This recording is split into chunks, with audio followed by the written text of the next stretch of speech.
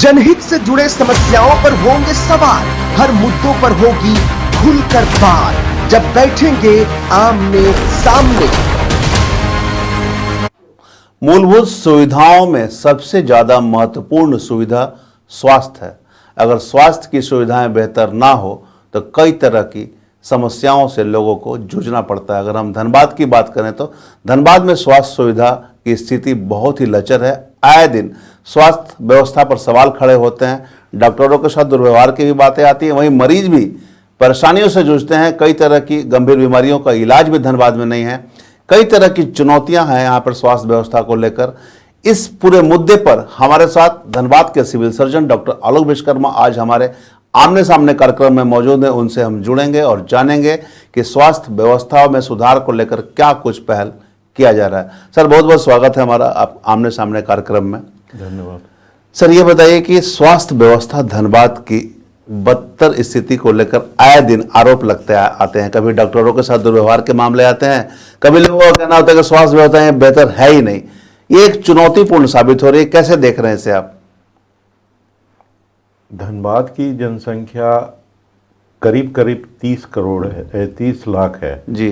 30 लाख जनता, ये मैं बता रहा हूँ 2011 का सेंसस के अनुसार अभी ये बढ़ करके कुछ और ज़्यादा बढ़ गया होगा। 2.6 अगर ग्रोथ रेट लेते हैं तो 33 लाख के आसपास हमारी ये जनसंख्या है।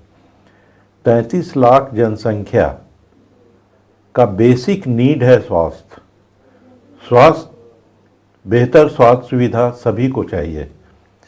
हमारे पास जो भी संसाधन उपलब्ध है जी, सरकारी संसाधन जो है उसमें लोगों की आशाएं बढ़ रही है। इसे आप लचर व्यवस्था नहीं कहिए। हम लगातार अपनी व्यवस्था को सुधारने के लिए प्रयासरत हैं। साथ साथ राज्य से स्वास्थ्य विभाग भी इस संबंध में काफ़ी संवेदनशील है। साथ ही जिला में जो हमारे वर्तमान उपायुक्त महोदय हैं वो इसके प्रति काफ़ी संवेदनशील हैं और सुविधाओं को यहाँ बढ़ाने के लिए लगातार हमें सपोर्ट करते हैं और अपनी विचार भी रखते हैं कि कैसे स्वास्थ्य सुविधा ये 33 लाख जनता को हम लोग दे पाएंगे। हमारे पास स्वास्थ्य सुविधा के नाम पे हमारा एक सदर हॉस्पिटल SNMCH धनबाद 550 बेड का 100 बेड का हमारा ये, इसके अलावा 8 CHC और 140 स्वास्थ्य उपकेंद्र हैं। स्वास्थ्य उपकेंद्रों की संरचना लगातार सरकार चेंज कर रही है। अभी 135 का और प्रपोजल जो है जिला से सरकार को गया है और उसका टेंडर वगैरह हो गया है। तो इस तरह से 33 लाख लोगों को ये सुविधा ग्रामीण स्तर से लेकर के शहर के बेसिक उनके घर के नज़दीक पे मिले, इसके लिए सरकार हमेशा लगातार प्रयासरत है। इसके अलावा अटल क्लिनिक यहाँ हर मोहल्ले में खोला गया है। अटल क्लिनिक का नाम अब चेंज हो करके मदर टेरेसा हो गया। वहाँ भी स्वास्थ्य सुविधाएं उपलब्ध है। जो बेसिक हमारा नीड है स्वास्थ्य का, वो सुविधाएं हम वहाँ से ले सकते हैं। लेकिन ये बार बार ये कहना कि हमारी सुविधा लचर है, व्यवस्थाएं हमारा अभी इनिशियल स्टेज में है। इनिशियल स्टेज में इसलिए मैं कह रहा हूँ कि जो पूर्व की व्यवस्था थी जी, पूर्व की व्यवस्था में स्वास्थ्य का जो नीड था, वो स्वास्थ्य का नीड था बुखार का इलाज होना। आज के डेट पे बीमारियां बहुत बढ़ गई हैं और उसके जांच करने के तरीके, उसके डायग्नोसिस के तरीके भी बहुत ज़्यादा बढ़ गए हैं और वो सभी महंगा इतना है कि जन साधारण को उस तक पहुंचने में काफ़ी कठिनाई हो रही है। लेकिन ये सारी सुविधाएं सरकार अपने उपलब्ध जो हमारा संसाधन है उसमें ये सरकार का प्रयास है कि वो दे रही है और हम इसमें बेहतर कर भी रहे हैं। और हमारा मृत्यु दर, बच्चों का मृत्यु दर, गर्भवती महिलाओं का मृत्यु दर, किसी भी राज्य का या देश का महिला मृत्यु दर और बच्चे का मृत्यु दर, ये दोनों का कम होना उसका इंडिकेशन है कि हम स्वास्थ्य सुविधाएं अच्छी दे रहे हैं। और हमारा प्रयास है कि और बेहतर दें। इसके अलावा हमारा एनसीडी सेल अभी संचालित है, सभी जगह नहीं है, इसकी पहुंच सब जगह होने के लिए हम लोग प्रयास कर रहे हैं। जितना हमारा आम वगैरह है, आयुष्मान आरोग्य मंदिर है, अगर ये हमारा बन जाएगा, हर पंचायत में एक होने का लक्ष्य है सरकार का। 256 पंचायत है हमारे यहाँ, हमारे पास अभी 140 है। 140 में मैन पावर की काफ़ी कमी है, हमारे पास सबसे बड़ा कमी है मैन पावर का। अगर हमारे यहाँ संसाधन है, बावजूद इसके हम सेवाएं नहीं दे पा रहे हैं, तो इसका मूल कारण है कि हमारे यहाँ संसाधन मैन पावर की कमी है। अगर मैन पावर की कमी हम दूर करने के प्रयास में हैं, आउटसोर्सिंग किया जा रहा है, फिर लगातार जो है हमारे यहाँ बहालियाँ हो रही है। तो सर, मैन पावर जैसा आप बता रहे थे, मैन पावर मतलब किस सेंस में, क्या चिकित्सक की कमी है या फिर इसके अलावा क्लर्की लेवल पे है, लाइब्रेरी लेवल पे है, किस टाइप का मैन पावर की कमी है? चिकित्सा से संबंधित जो मैन पावर है, यानी चिकित्सक के साथ साथ जो हमारा लैब टेक्नीशियन है जी, फार्मासिस्ट है, ओटी असिस्टेंट है और एएनएम, जीएनएम, ये हमारा बेसिक रीढ़ की हड्डी है स्वास्थ्य विभाग की। ये हमारे पास पर्याप्त मात्रा में, पर्याप्त संख्या में जब तक नहीं होगा, चिकित्सक अकेले कुछ नहीं कर पाएगा। एक चिकित्सक के साथ उसकी टीम काम करती है और ये इसी का अभाव है, चाहे वो पीएमसीएच, एसएनएमसीएच हो या फिर हमारा सदर अस्पताल हो। इससे हम लोग बाकायदा जूझते रहते हैं और बावजूद इसके हमारी सेवाओं में बेहतरपन आया है, हम बेहतर हुए हैं पहले से। ये यहाँ की जगह, तभी तो हमारे यहाँ इतना भीड़ है। आज मैं निरीक्षण कर रहा था गोविंदपुर का, वहाँ देखा कि 130 पेशेंट का एवरेज प्रेजेंस है। अगर हमारी सेवाएं अच्छी नहीं है तो इतने लोग क्यों हम पर विश्वास कर रहे हैं, क्यों आ रहे हैं? 2000 के आसपास प्रत्येक दिन जो है हमारे यहाँ एसएनएमसीएच में फुटफॉल है।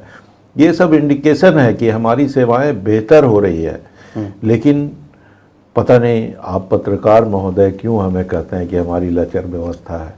हमारी लचर व्यवस्था नहीं है, हम धीरे धीरे सशक्त हो रहे हैं और आगे और भी सशक्त होंगे।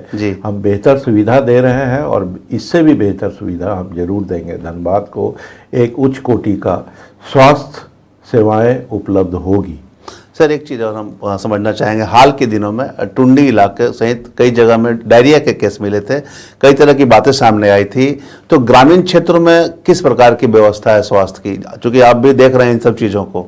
ग्रामीण क्षेत्र में हमारा देखिए बहुत सारा चीज़ तो ऐसा है कि स्वास्थ्य के लिए जो और भी सुविधाएं चाहिए, बेहतर रहन सहन चाहिए, बेहतर खान पान खाद्य पदार्थ की उपलब्धता चाहिए, ये सारे चीज़, बेहतर जल का होना चाहिए और जहाँ मानव जाति रहता है वहाँ से बेहतर निकासी की व्यवस्था होनी चाहिए, वहाँ एक्सेसिबिलिटी के लिए बढ़िया रोड होना चाहिए। ये सारी सेवाएं जो है स्वास्थ्य विभाग को प्रभावित, एक मनुष्य के स्वास्थ्य को प्रभावित करती है। बहुत सारी सरकार की सेवाएं हैं, जैसे कि अबुआ स्वास्थ्य योजना, अबुआ आवास योजना, इस सब का लाभ भी जन जन तक जब तक नहीं पहुंचेगा, उनका स्टैंडर्ड थोड़ा नहीं ऊपर आएगा, तब तक ये सारी चीज़ें, ये अब के ज़माने में शहरों में कहाँ डायरिया से कोई पीड़ित होता है। शहर में उतनी सुविधा उपलब्ध है, गांव में वो सुविधा उपलब्ध नहीं है, जिसके कारण ये सारी बीमारियां आज भी गांव के लोगों को प्रभावित करती है। जैसे डायरिया प्रभावित करती है, प्लस उनका जो हेल्थ का कंडीशन रहता है वो भी उतना अच्छा नहीं रहता है, इसलिए 4-5 डायरिया होते होते उसकी स्थिति गंभीर हो जाती है। तो उनका न्यूट्रिशनल वैल्यू भी देखना होगा हमें कि न्यूट्रिशन में हम क्या दे रहे हैं, उसे किस मात्रा में मिल रहा है, वो ले रहा है कि नहीं। रोजगार की सुविधा, अब जैसे लगातार अभी धनबाद में बारिश होता रहा है, लोगों को, जो मजदूर वर्ग के लोग हैं, उन्हें रोजगार मिलने में कठिनाई हुई। अभी इतने बारिश में तो रोजगार मिलना मुश्किल है, घर से वो निकल भी नहीं पाते हैं। तो ये सारी समस्याएं हैं जो उनके स्वास्थ्य को प्रभावित करती है और बीमारी को बीमारी से, हाँ, बीमारी। तो सर, जैसा आप बता रहे थे कि अभी हालांकि स्वास्थ्य व्यवस्था को लेकर आपने चिकित्सा प्रभारी को शोकॉज भी किया है इन्हीं सब मुद्दों को लेकर, तो क्या मतलब वो व्यवस्था सही से नहीं दे पा रहे थे? नहीं, शो कॉज जो है ये हमारा एक प्रोसीड्यूर है, हमारा एक प्रक्रिया है, लेकिन उसका मतलब ये नहीं है कि वो स्वास्थ्य सुविधा नहीं दे पा रहे हैं। किसी भी संस्था को चलाने के लिए ऐसा बात नहीं है कि हमारे यहाँ इनकम्पिटेंट डॉक्टर है जी। हमारे सभी चिकित्सक कॉम्पिटेंट है, हमारी सभी स्वास्थ्य सेवा देने वाले कर्मचारी कॉम्पिटेंट है। लेकिन अब चूंकि मैं एडमिनिस्ट्रेशन में हूँ और मैं चाहता हूँ कि सभी को बेहतर सुविधा मिले, लेकिन स्वास्थ्य अगर मान लीजिए बीमारी से कोई प्रभावित होता है तो प्रभावित होने के बाद उसको ठीक होने में थोड़ा समय लगता है और लोगों में चर्चा का विषय हो जाता है कि वहाँ पर कुछ नहीं किया जा रहा है। ऐसी बात नहीं है, वहाँ पे हमारा टीम जो है हमेशा सजग रहता है और हमारे सभी स्वास्थ्यकर्मी किसी भी बीमारी से लड़ने के लिए हमेशा तैयार रहते हैं। लेकिन शोकॉज करना हमारा एक ऑफिशियल प्रोसीड्यूर है। शोकॉज करना, मान लीजिए किसी को हटा, थोड़े दिनों के लिए हटा करके दूसरे आदमी को देना, लेकिन इसका ये मतलब नहीं निकाला जाए कि भाई वो इनकॉम्पिटेंट था या क्या था। इससे थोड़ी व्यवस्था में सुधार जरूर होती है, जो एक शिथिलता आ जाती है व्यवस्था के अंदर में एक आदमी के रहने से। बहुत दिनों से कोई है तो उसमें थोड़ी शिथिलता आ गई, तो उसमें एक उसको इस तरह से एक चलायमान। सर एक चीज़ और हम लेकिन समझना चाहेंगे, अधिकांश जैसे आप कह रहे थे कि सदर अस्पताल में मरीजों की संख्या बढ़ी है, डिलीवरी भी हो रही है आपका सदर अस्पताल में यहाँ पे, ग्रामीण क्षेत्रों में लेकिन डिलीवरी की समस्या होती है, लोग ग्रामीण से शहर की ओर ही भागते हैं। मैं आपको एक ही बात बताया कि ग्रामीण क्षेत्रों में हमारे यहाँ मानव संसाधन की कमी है, जिसके कारण ग्रामीण क्षेत्रों में हमारा जितना भी HSC है उस सब को, अभी जैसे हम लोगों ने ये प्रोग्राम किया है और हमारे उपायुक्त महोदय का भी ये इच्छा है कि हमारा जितना भी सब सेंटर है वो सभी L1 फैसिलिटी से सुदृढ़ हो जाए। तो उसके लिए इनक्वास का प्रयास किया जा रहा है कि कम से कम जो भी हमारा आम है आयुष्मान आरोग्य केंद्र जो है वो उसको हम लोग एनक्वास क्वालिफाई कराएं, वहाँ पे कॉम्पिटेंट हम लोग CHO, GNM, ANM दें, ताकि ये जो साधारण जो सामान्य स्वास्थ्य प्रेगनेंसी है उसको हम लोग वहीं मैनेज कर लें। उसका भीड़ जो है यहाँ आने के कारण विशेषज्ञ चिकित्सकों के ऊपर ज़्यादा एक्स्ट्रा लोड पड़ता है। तो विशेषज्ञ चिकित्सक के पास सिर्फ विशेषज्ञ केस ही आए, इसके लिए हमारी व्यवस्था, हमारा प्रयास हो रहा है। हम कोशिश करेंगे कि इसमें कुछ सुधार हो और जितनी जल्दी हो सके। मतलब ये सुधर जाएगी तो ग्रामीण क्षेत्र और विकसित हो जाएगा, स्वास्थ्य क्षेत्र विकसित हो जाएगा। इसके अलावा NCD सेल हमारा खान पान और इसके वजह से हमें विभिन्न बीमारियों से जूझना पड़ रहा है। नई नई बीमारियां आ रही है, हाइपरटेंशन, ब्लड प्रेशर, कैंसर, ऐसे रोग अब आ रहे हैं। तो इसके लिए हमारा एक NCD सेल जो है वो एक्टिव है। वो देखा जा रहा है कि भाई इस तरह के रोगी जो पकड़े जा रहे हैं उनको ट्रैकिंग किया जाए, उनको चिकित्सा सुविधा उपलब्ध कराया जाए ताकि वो गंभीर परिस्थिति में न चले जाए। मतलब ये पूरा ग्रामीण क्षेत्रों में सब जगह जाके लोग सर्वे करेंगे, हर जगह, चाहे शहरी क्षेत्र हो चाहे ग्रामीण क्षेत्र हो। नहीं, ये सुविधा हमारे जितना भी हमारा ग्रामीण क्षेत्र में जितने भी पंचायत में जो हमारा उपकेंद्र है, स्वास्थ्य उपकेंद्र है, जिसको कि अब हम लोग आयुष्मान आरोग्य मंदिर कहते हैं, उस जगह पे ये सुविधा उपलब्ध हो और लोग आ करके अपना जांच करा ले और अगर चिन्हित किए जाते हैं कि ये इस बीमारी से पीड़ित हैं तो उसका फॉलोअप हो, उसको नियमित रूप से दवाएं उपलब्ध कराई जाए ताकि उसकी स्थिति कभी गंभीर नहीं हो। सर जैसा आप बता रहे थे ग्रामीण क्षेत्रों में सही व्यवस्थाएं सही होंगी आने वाले समय में। अगर हम बात करें तो अभी वर्तमान में टोटल आरोग्य आपका शिशु संस्थान जो आपका है आरोग्य मंदिर, कितनी संख्या है उनकी?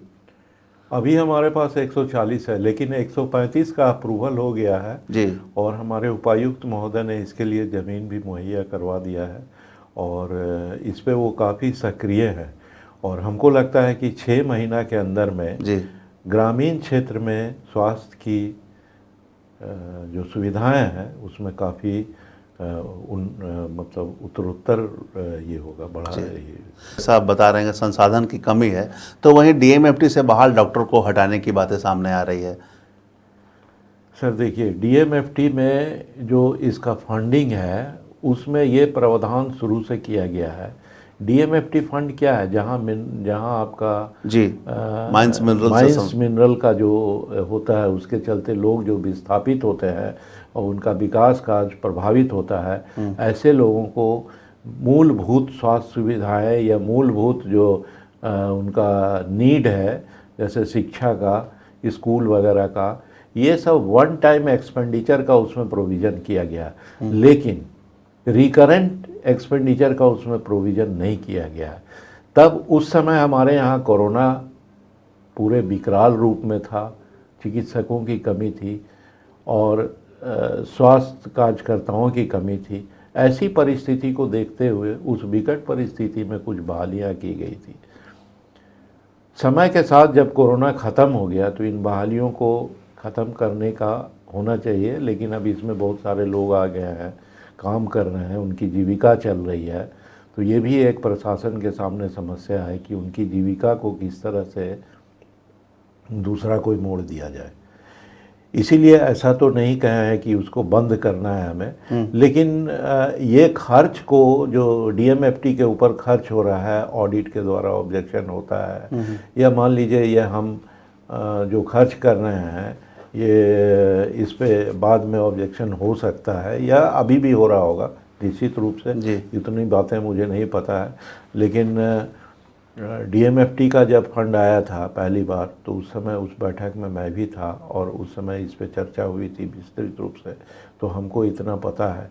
और ये अभी जैसे कि प्रशासन प्रयासरत है कि चिकित्सकों को अगर हम उनको, हमारे पास एक वैकल्पिक व्यवस्था है कि आयुष्मान भारत से उनको जोड़ दिया जाए। अच्छा। तो जितना वो काम करेंगे उसमें बेहतर पैकेज है, वो एक अच्छा खासा पैकेज। इसमें तो मान लीजिए जो भी निर्धारित इनका वेतन मान है उतना ही मिलता है, और अगर ये ज़्यादा मेहनत करेंगे, इनकी पॉपुलैरिटी ज़्यादा बढ़ेगी तो निश्चित रूप से इनको मतलब जितना मिलेगा उससे ज़्यादा मिलेगा। हाँ, उससे ज़्यादा मिलेगा। अनएक्सपेक्टेड मनी का ये तो क्या चिकित्सक तैयार हो रहे हैं ना इसमें? चिकित्सक बहुत सारे तो तैयार हुए हैं, तो हम लोग देख रहे हैं कि हम लोग उसको उसके तरफ नियोजित करने का प्रयास कर रहे हैं। और जो हमारा स्टाफ है उसको आउटसोर्सिंग एजेंसी कोई अगर मिल जाती है हमें, अगर हम कर पाते हैं तो आउटसोर्सिंग एजेंसी की तरफ उसको देके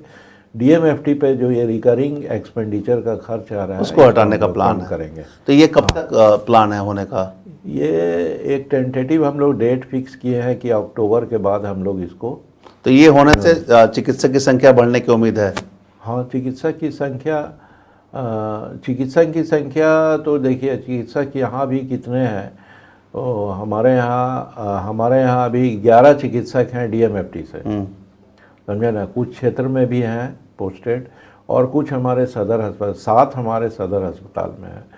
इसमें जो अति विशेषज्ञ चिकित्सक हैं, अति विशेषज्ञ चिकित्सक हमसे जुटेंगे और उनका पैकेज भी अच्छा है, तो वो इस बात के लिए तैयार हैं कि वो इसमें जुट के काम करेंगे और डीएमएफटी से उनको मुक्त कर दिया जाएगा। एक चीज़ और हम समझना चाहेंगे, उपकरण का ही बात आप कर रहे थे कि उपकरण भी बहुत कमी है आपके यहाँ पे। जब विधायक राज सिन्हा का कहना था कि उपकरण उन्होंने भी दिया था अल्ट्रासाउंड, लेकिन उसका अभी तक प्रयोग में नहीं लाया गया। सर, अल्ट्रासाउंड उनके द्वारा दिया गया था, प्रयोग में नहीं लाने का कारण था कि नहीं लाने का कारण ऐसा कुछ भी नहीं था। हम लोग भी चाहते हैं कि अल्ट्रासाउंड की सुविधा जो है सभी को मिले, लेकिन वहाँ पे केंदुआडी की स्थिति जर्जर थी। केंदुआडी में वैसा व्यवस्था नहीं था, अल्ट्रासाउंड के लिए जो स्पेसिफाइड स्ट्रक्चर चाहिए वो नहीं था। इन्होंने अपने फंड से उसको बनवाया है और हम लोग भी प्रयासरत है कि उसको जितना जल्दी हो सके वहाँ पे इंस्टॉल करा दें। लेकिन फिर उसके बाद एक समस्या और खड़ी होगी कि अल्ट्रासोनोलॉजिस्ट हम लोग के पास नहीं है, तो फिर उसको संचालित करने के लिए फिर एक समस्या खड़ी होगी। लेकिन कुछ न कुछ उसके बाद धीरे तो उसको क्या केंदुआ से धनबाद नहीं लाया जा सकता है वो मशीन को? ये तो अब विधायक जी अगर ऐसा चाहेंगे तो कर सकते हैं। विधायक जी अगर ऐसा, तो मतलब ऐसा क्या प्रावधान है कि जहाँ के लिए दिया जाए वहीं यूज हो, उसका दूसरा जगह भी यूज नहीं किया जा सकता है? नहीं, ये तो डिपेंड करता है कि चूँकि उनका प्रयास रहा है कि केंदुआडी में एक वहाँ ग्रामीण महिलाएं ज़्यादा आती है, तो वहाँ पर ये लेकिन अभी तो वहाँ भी यूज नहीं हो रहा है। नहीं, अभी तो उसका टेंडर हुआ था जी। टेंडर, लेकिन 2 साल पुराना है। तो अभी उसको नया टेंडर करके हम लोग बहुत जल्दी उसको, हमको लगता है कि ज़्यादा से ज़्यादा हमको 15 दिन 1 महीना और टाइम लगेगा, हम लोग उसको सेवा वहाँ बहाल कर देंगे। लेकिन चलाने वाली समस्या है, तो उसको भी देख रहे हैं हम लोग कि किस तरह से। एक सवाल और है, जिला परिषद अध्यक्ष हैं और रोगी कल्याण समिति के अध्यक्ष भी हैं वो, उनका कहना है कि उन्हों को चैम्बर भी अभी तक नहीं मुहैया कराया गया और किसी चीज़ की सूचना भी नहीं दी जाती है उनको। नहीं, ऐसा बात नहीं है, जो भी हो रहा है उनके निर्देशानुसार ही हो रहा है जी। और वो खुद भी घूम करके एक दिन देखी हैं कि यहाँ तो मरीज रखने का ही जगह नहीं है, तो चैम्बर का व्यवस्था करना थोड़ा सा डिफ़िकल्ट है और इसमें वो हम लोगों को काफ़ी सहयोग कर रही है। जैसे ही मान लीजिए इस तरह की व्यवस्था उपलब्ध होगी तो हम लोग उनको चैम्बर देंगे, ठीक, ऐसा बात नहीं। ये तो चलिए सभी व्यवस्थाएं, सभी सुविधा की बात हो गई। मरीजों को बेहतर सुविधा मिले इसे लेकर क्या कुछ प्लान है सदर अस्पताल चाहे अन्य क्षेत्रों में? देखिए, अभी तो हमारे पास सबसे बड़ा चीज़ है समस्या है जगह का। जी। जगह जितनी जल्दी हम उपलब्ध करा पाएंगे मरीजों को रखने का, उतनी बेहतर सुविधा हम दे पाएंगे। लेकिन अभी जो भी जगह हमारे पास उपलब्ध है उसमें भी हम बेहतर सुविधा ही दे रहे हैं। अगर हम बेहतर सुविधा नहीं दिए होते तो हमारे यहाँ 200 के आसपास नॉर्मल डिलीवरी, करीब 150 पौने 200 के आसपास हमारा सीजर का ऑपरेशन के लिए लोग नहीं आता, समझे। हम ज़रूर दे रहे हैं, कुछ कठिनाइयाँ हैं जो जनता भी समझती है कि ये कठिनाई जगह की वजह से है, बावजूद इसके हमें सेवा मिल रहा है।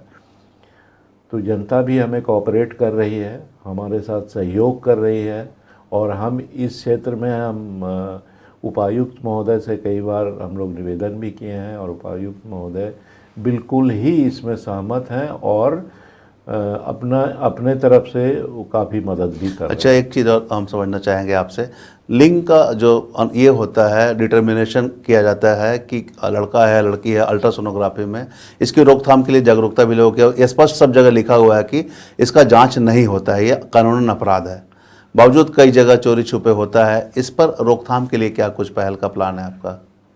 इसके लिए डीसी साहब भी बहुत संवेदनशील है और हम लोगों ने अभी तुरंत जो है जो बहुत सारे ऐसे सेंटर हैं, जैसे हमारे यहाँ 82 अल्ट्रासाउंड के मशीन रजिस्टर्ड है, लेकिन इसमें संचालित कम है और बहुत सारे जो है इस तरह से आइडल पड़े हुए हैं।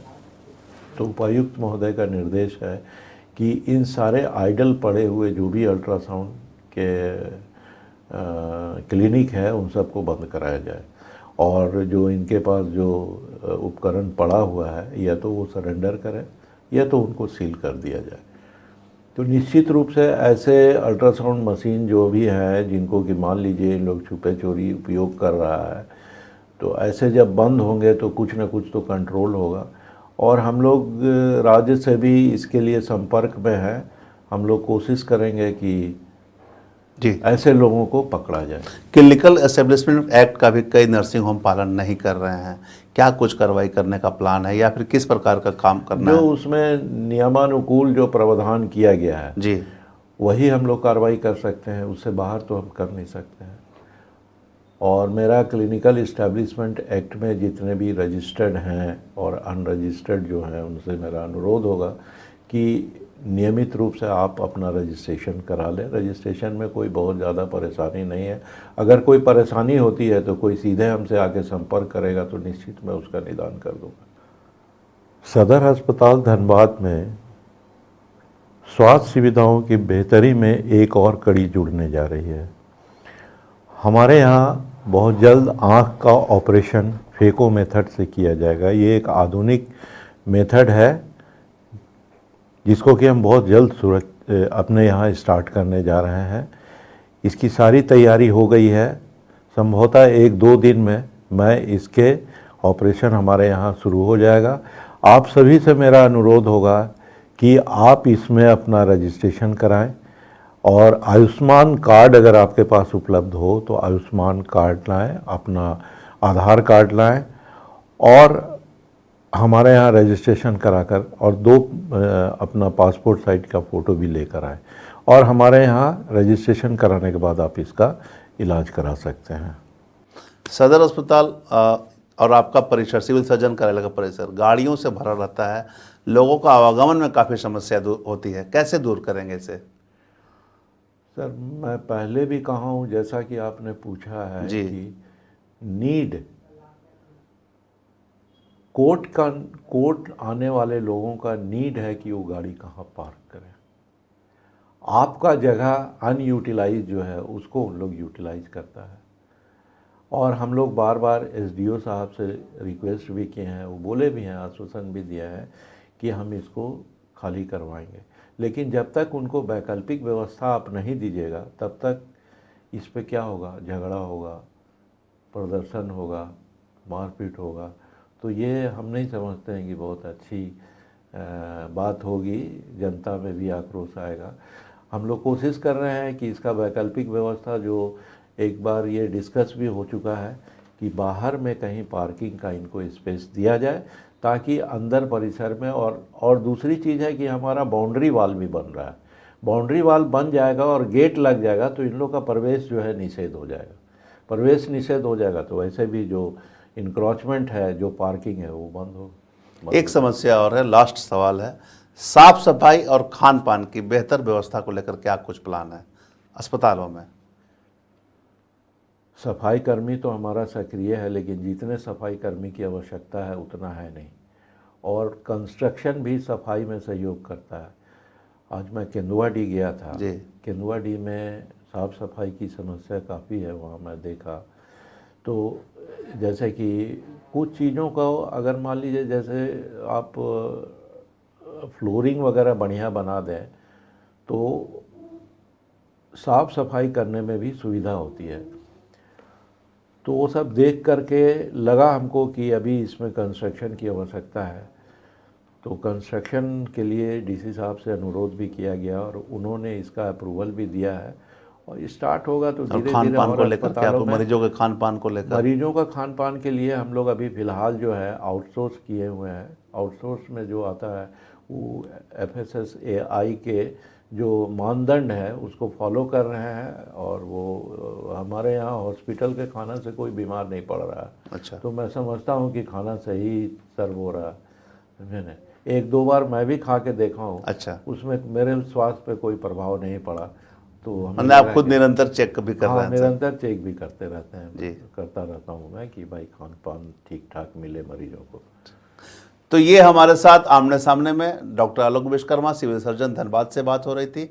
इन्होंने कहा कि कई तरह की बातें हैं, लेकिन अब इन्हें बेहतर तरीके से धरातल पर उतारा जाएगा। ग्रामीण क्षेत्र में बेहतर स्वास्थ्य सुविधाएं मिलेगी। जो इनका आयुष्मान आरोग्य मंदिर है उन्हें डेवलप करने का प्लान है। कई तरह का व्यवस्थाएं हैं जो धरातल पर उतारना है, जिससे मरीजों को सुविधाएं मिलेगी। साथ ही जो संसाधन का कमी है वो भी दूर होंगे, तो चिकित्सकों की कमी दूर होगी और बेहतर सेवाएं मरीज को मिलेगी। अगले बार फिर हम आपको आमने सामने में अलग शख्स से मिलाएंगे और जानेंगे समस्याओं से जुड़ी समाधान के बारे में। तब तक के लिए बने रहे मिरर मीडिया के साथ। जनहित से जुड़े समस्याओं पर होंगे सवाल, हर मुद्दों पर होगी खुलकर बात। जब बैठेंगे आमने सामने,